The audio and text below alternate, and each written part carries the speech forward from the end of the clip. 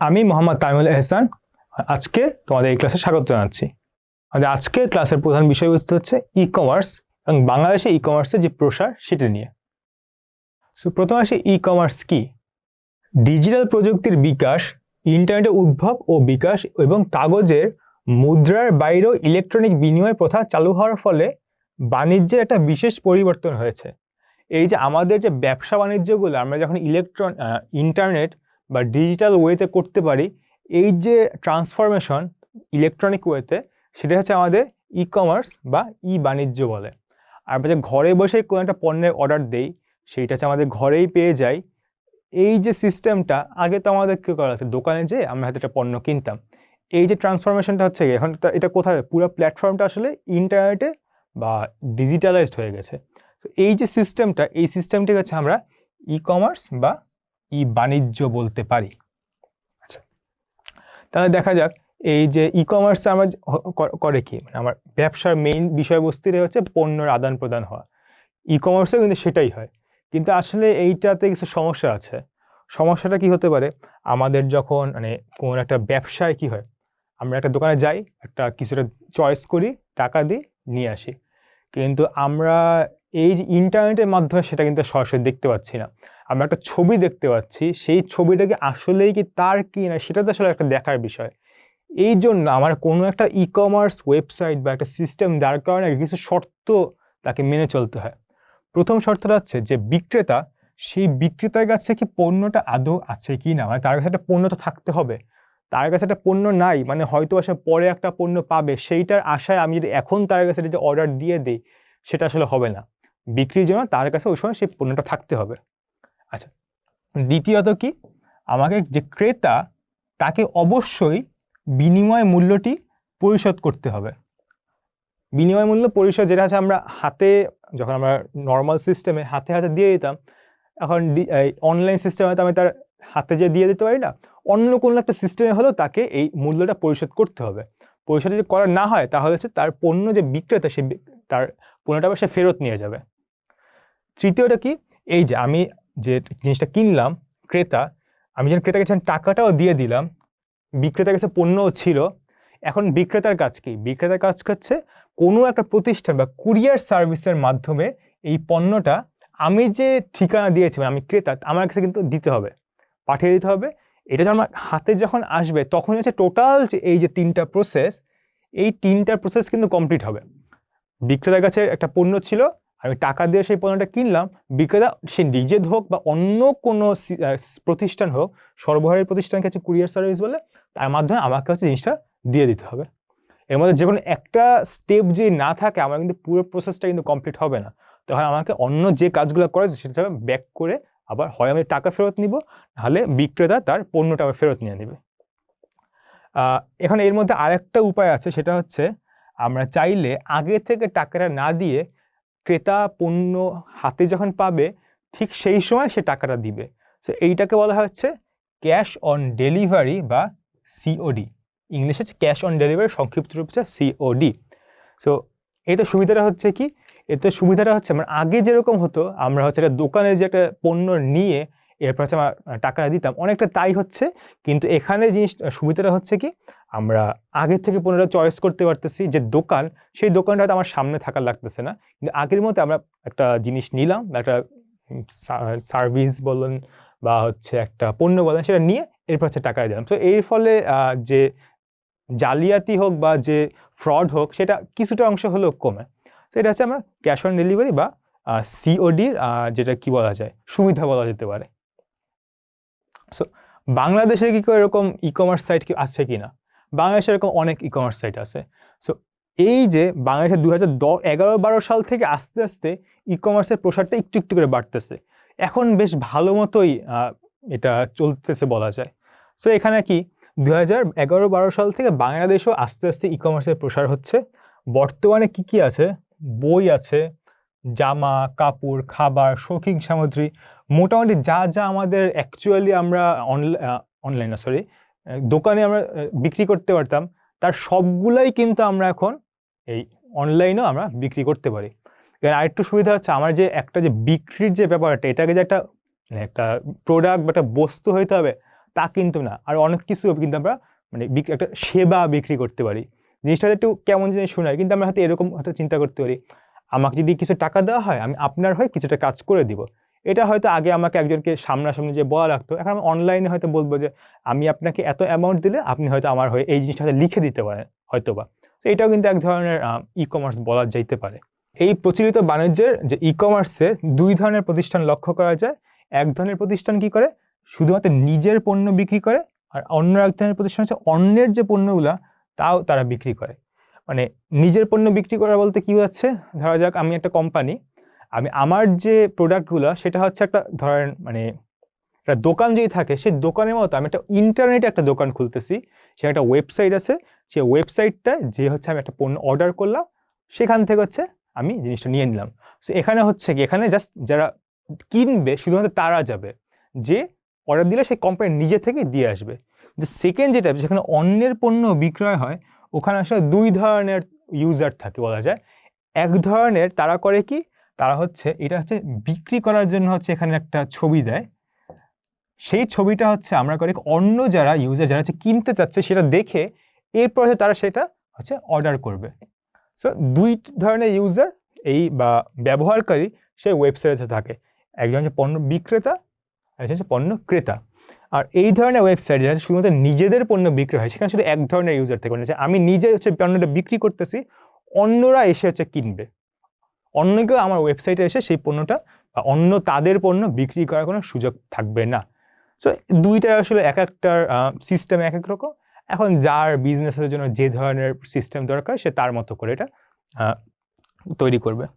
বাংলাদেশে হয়তো আছে যে দারাজ, এরপর চাল ডাল, এই ধরনের যে ওয়েবসাইটগুলো তারা করে কি, তারা হচ্ছে অন্যের পণ্য হোক বা তারা অন্য কোনো জায়গা থেকে হোক পণ্যটা নিয়ে এরপর কি আমাদের ঘরে এসে দিয়ে যায়। আমাদের কাছ থেকে আমরা আগে থেকে হয়তো বিলটা পে করব, বা তারা যখন আমাকে পণ্যটা দিবে তখন আমরা তার কাছ থেকে বিলটা নিয়ে আমরা সেটা দিয়ে দিব, টাকা দিয়ে দেবো, তারা হচ্ছে আমাকে পণ্যটা দিয়ে দিবে। তো বলা যায় বাংলাদেশে ই কমার্স বেশ ভালোভাবে গ্রো করতেছে, কিন্তু আরও হয়তো কিছু হয়তো সমস্যা থাকতে পারে। সেই সমস্যাগুলো আস্তে আস্তে যদি সলভ করা হয়ে যায়, তাহলে আমাদের হয়তো কোনো এক সময় হয়তো এই যে দোকান যেগুলো থাকে সেগুলো হয়তো যাওয়াও লাগতেছে না, ঘরে বসে আমরা সব করে ফেলতে পারবো। এখন হচ্ছে আমরা দেখি বাংলাদেশের কর্মক্ষেত্রে আইসিটির অবদান। বিশ্বের অন্যান্য দেশের মতো বাংলাদেশেও এখন কর্মক্ষেত্রে আইসিটির বহুমুখী প্রভাব ও ব্যবহার লক্ষ্য করা যাচ্ছে। এই প্রভাব ও পরিসর ক্রমাগত বেড়েই চলেছে। কর্মক্ষেত্রে আইসিটি আসলে দুই ধরনের প্রসার লক্ষ্য করা যায়। প্রথমটি কি, প্রথম হচ্ছে প্রচলিত কর্মক্ষেত্রগুলোতে আইসিটির প্রয়োগের ফলে কর্ম দক্ষতার বৃদ্ধি এবং বাজার সম্প্রসারণ হয়েছে। অন্যদিকে আইসিটি নিজেই নতুন নতুন কর্মক্ষেত্র সৃষ্টি করতেছে। সেখানে দুই ধরনের ইমপ্রুভমেন্ট, একটা হচ্ছে ইমপ্রুভ করতেছে, আর একটা হচ্ছে নতুন করে জব সেক্টর ক্রিয়েটও করতেছে। তো এখানে হচ্ছে কি, ধরেন আমাদের আগে যে সিস্টেম বা আগে যে জব সেক্টরগুলো ছিল সেইগুলো হয়তো তারা তার যে আইসিটি যে ডিজিটাল ওয়েতে আরেকটু চেঞ্জ করতেছে, যারা কর্মী তাদের যে কর্মদক্ষতা বৃদ্ধির জন্য হয়তো কোনো একটা হেল্প করতেছে। একটা খুব সিম্পল একটা এক্সাম্পল দেওয়া যায়, একটা জিনিস চিন্তা করা যায়, একটা কোম্পানির কাছে অনেকগুলো যারা হচ্ছে সেই কোম্পানিতে চাকরি করে বা সেই কোম্পানির যে প্রোডাক্টগুলো যারা ব্যবহার করে, তাহলে সেখানে কি সেই ইনফরমেশনগুলো একটা খাতায় লেখা থাকে। ধরা যাক তারা করবে কি, সেই খাতা থেকে একজন মানুষের নাম বের করে তাকে হয়তো কোনো একটা মেসেজ পাঠাবে, একটা চিঠি পাঠানো আগের ক্ষেত্রে। সেটা যেন করা লাগবে সবগুলো খাতা চেক করে ইউজারকে দেখতে হবে যে সেই মানুষটা আছে কি না, দেন তার লোকেশন দেখা লাগবে, সেই লোকেশনে চিঠি পাঠাবে। এখন আমি যদি কিছু সেটা করতে চাই, হয়তো আমাকে এখন তাহলে বর্তমানে কি আছে, আমার যে একটা হয়তো ফাইল থাকবে, সেই ফাইলে ধরা যাক আমি একজন মানুষের নাম সার্চ করব, জাস্ট একটা সার্চ করে তার নাম নিয়ে তার যে ইমেইল বা তার ফোন নাম্বার একটা মেসেজ পাঠিয়ে দিলেই কিন্তু আমার এই যে কাজটা হয়ে যাচ্ছে। তাহলে আগের যে এত বড় একটা লেন্দি প্রসেস সেটা কিন্তু এখন খুব সহজ হয়ে যাচ্ছে, 1-2 মিনিটের একটা কাজ। এই রকম যে প্রসেসটা, এটা হচ্ছে বর্তমানের যে কর্মক্ষেত্র সেগুলো হচ্ছে কর্মদক্ষতা বৃদ্ধি করছে এবং বাজার সম্প্রসারণ। আচ্ছা, কর্মদক্ষতা বৃদ্ধি বললাম, বাজার সম্প্রসারণ বলতে আসলে কি বোঝাচ্ছে? বাজার সম্প্রসারণ বলতে এই জিনিসটা হচ্ছে আমরা এভাবে চিন্তা করতে পারি, আগে আমরা শুধুমাত্র আমাদের দেশের যে জব বা দেশের যে চাকরি শুধুমাত্র ওগুলাই কিন্তু করতে পারতাম, বা আমার যে কোম্পানি সেটা আমার আশেপাশে যারা আছে শুধু তাদেরকে আমরা চাকরি দিতে পারতাম, কিন্তু এখন কিন্তু সেটা আর নাই। আমরা হয়তো বিদেশি কোনো একটা কোম্পানিতে হয়তো আমরা চাকরি করতে পারি, বা আমাদের কোম্পানিতে হয়তো অন্য কোনো দেশের মানুষ তাদের দেশে বসেও কিন্তু চাকরিটা করতে পারে। তো তার ফলে কি হচ্ছে, আমাদের যে এরিয়াটা, ওয়ার্ক এরিয়াটা কিন্তু আরও অনেক বাড়তেছে। আর একইভাবে আমরা এভাবে চিন্তা করতে পারি যে আমাদের যে পণ্য বা যে সেবাগুলো, সেটা কিন্তু অনেক জায়গায় কিন্তু ডিস্ট্রিবিউট করে দেওয়া সম্ভব। আগের ক্ষেত্রে কিন্তু এটা আসলে আমরা পারতাম না। সো এইটা হচ্ছে ইমপ্রুভমেন্ট। আর ক্রিয়েশন বলতে আসলে কি বোঝাচ্ছে, নতুন নতুন কর্মক্ষেত্র সৃষ্টি করতেছে। কারণ আগে এরকম অনেক চাকরি ছিল না, মানে যেটা এখন আছে। যেরকম খুব সিম্পল একটা এক্সাম্পল, আমরা যে ওয়েবসাইটগুলো যে এখন দেখতে পাচ্ছি, সো এই জিনিসটা কিন্তু আগে ওয়েবসাইট এর যে প্রচলন ততটা ছিল না। এখন প্রত্যেকটা কোম্পানির একটা করে ওয়েবসাইট আছে। সো এই ওয়েবসাইটে কাউকে না কাউকে বানাইতে হবে। এই জন্য একটা নতুন একটা জবস ক্রিয়েট হয়েছে, সফটওয়্যার ডেভেলপার। বেশ ভালো একটা চাকরি বলা যায়। এটা কিন্তু আগে এর কোনো অস্তিত্বই ছিল না। এরপর এখন আরও এই ধরনের অনেক ধরনের প্রোডাক্ট আছে, যে প্রোডাক্ট বলা যায় না, মেশিন বা যে ডিভাইস, যেগুলো হয়তো ইন্টারনেটের মাধ্যমে চলে।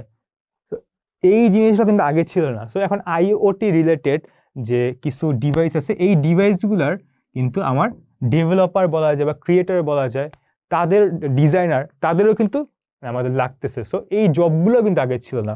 সো এর ফলে কি হচ্ছে, নতুন নতুন কর্মক্ষেত্র সৃষ্টি হচ্ছে। তো এর ফলে হচ্ছে কি, মানে আমাদের যে কর্মক্ষেত্রটা ডেভেলপ হচ্ছে, এবং এই যে প্রসেসটা, এটা কিন্তু পুরো বিশ্বের সঙ্গে যেমন হচ্ছে, বাংলাদেশও কিন্তু এর সঙ্গে তাল মিলিয়ে কিন্তু আগায় যাচ্ছে। বাংলাদেশও আস্তে আস্তে এই ধরনের যে আইসিটির যে প্রয়োগগুলো, সেগুলো কিন্তু আমাদের জব সেক্টরে আমরা কিন্তু দেখতে পারি। সো তাহলে এই যে জব সেক্টরে যদি এই আইসিটির প্রয়োগটা যদি করা হয়, তাহলে সুবিধাটা কি?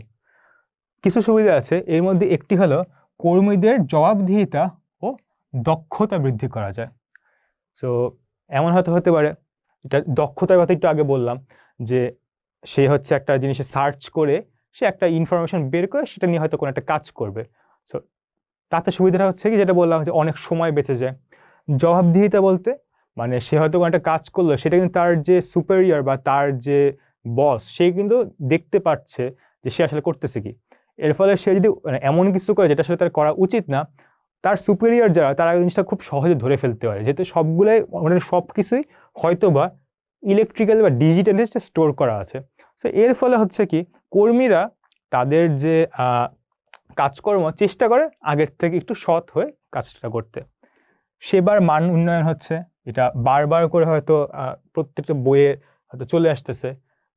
মানে হচ্ছে আমি আগে যেটা কাজটা করতে আমার যে সময়টা লাগতো, সেটা হয়তো আরও ইজিলি এবং নিখুঁতভাবে, এই নিখুঁতভাবে ওয়ার্ডটা অনেক ইম্পর্ট্যান্ট।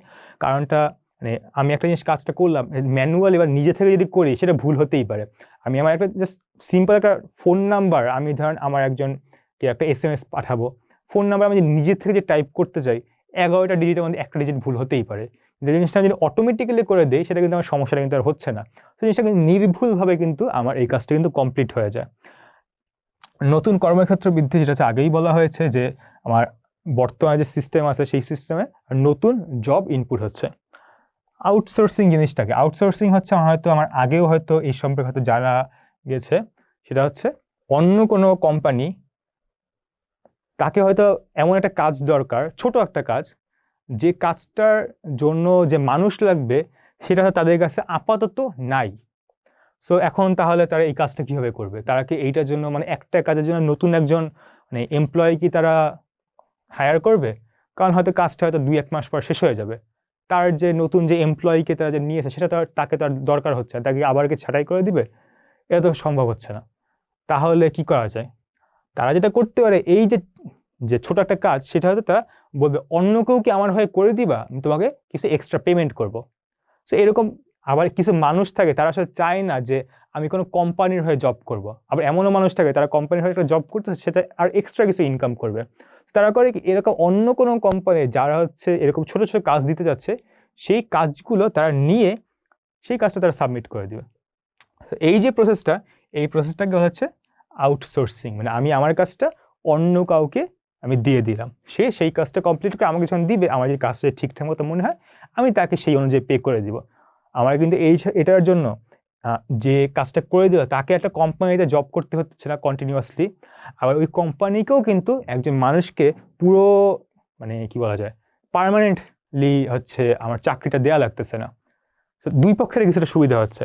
এবং এখন তো এইটার ফলে যেটা হচ্ছে, অনেক কোম্পানি কিছু পার্মানেন্ট পজিশন থেকে আস্তে আস্তে কমাই দিচ্ছে, কারণ এমন হতে পারে ওই পজিশনে তার আসলে দরকার নেই, কিন্তু মাঝে মাঝে লাগে, এই জন্য সেটা রেখেছে। এই সব ক্ষেত্রে হচ্ছে আমার আইসিটি রিলেটেড যে ওয়েবসাইট বলা যায়, যেমন হয়তো এখানে এরকম অনেক ধরনের ওয়েবসাইট আছে যেগুলো হচ্ছে এই ছোট ছোট জবগুলোর জন্য পোস্ট করা যায়, অন্যরা এসে সেই জবটা নিয়ে সেই চাকরিটা করে দিবে। সো এটা আরো ইজি হয়ে যাচ্ছে। এরকম আরো অনেক ধরনের উদাহরণ আছে, তো সবগুলো এখানে হয়তো আনা সম্ভব হচ্ছে না, বাট মোটামুটি যতটুকু আমরা দেখতে পাচ্ছি তাতে কিন্তু আসলে আমরা বুঝতে পারতেছি যে আইসিটি কীভাবে বাংলাদেশের যে কর্মক্ষেত্র সেটা আমূল পরিবর্তন করে দিয়েছে। আমাদের আজকের যে এই টপিকটা এখানেই শেষ করলাম। সবাই ভালো থাকবেন, সুস্থ থাকবেন, ধন্যবাদ।